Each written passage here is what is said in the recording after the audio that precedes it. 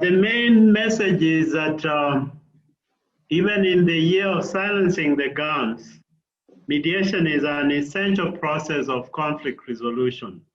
Because what mediation does is that it allows parties who have been fighting to get back to a mutual solution.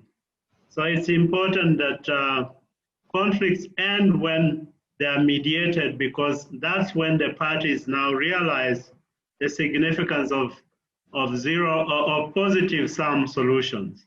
So silencing the guns, therefore, is part of conflict resolution, and mediation is an essential part of that process. So our book is saying, how do we build a capacity for mediation? Because if we don't have institutions for mediation, then it will be very difficult to silence the guns. So these are normal routine mechanisms for silencing the guns, for conflict resolution, and for Africa's own self-responsibility in resolving our conflict. So this is the most powerful message that the book has brought forward. And we hope that it will be important as we begin to build up the capacity for silencing guns beyond 2020.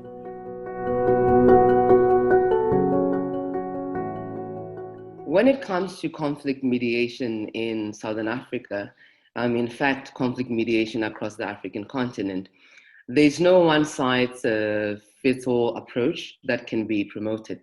Such an approach would have little utility in resolving inevitable disagreements, because typically countries have varied socioeconomic circumstances and very diverse and political and historical contexts that have to be factored into the conflict resolution equation. However, from the case studies that are well covered in the book, we can extract 5 important lessons that can be applied to different situations of conflict and conflict management across the Southern African region.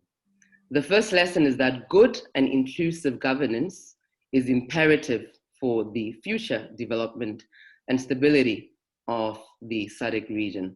The second lesson from the case studies that we have explored in the book is about the need to have effective regional preventive diplomacy. The third point is that SADC has gotten better at mediation in the last 20 years. It has moved from having ad hoc mediation missions to institutionalizing these mediation arrangements internally.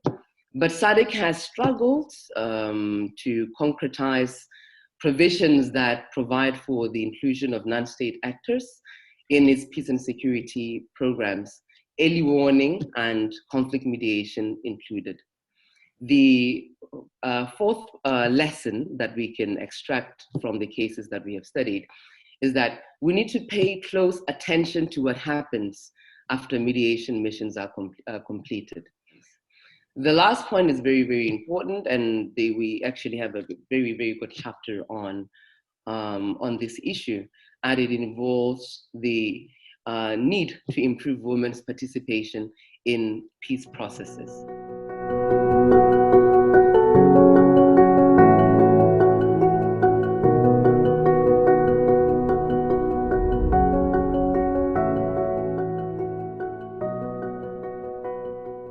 The peace and security that we have achieved in Southern Africa over the last 25 years is an outcome of the mediation efforts, the mediation initiatives that were launched by several actors over the last years. And we illustrate that in the book.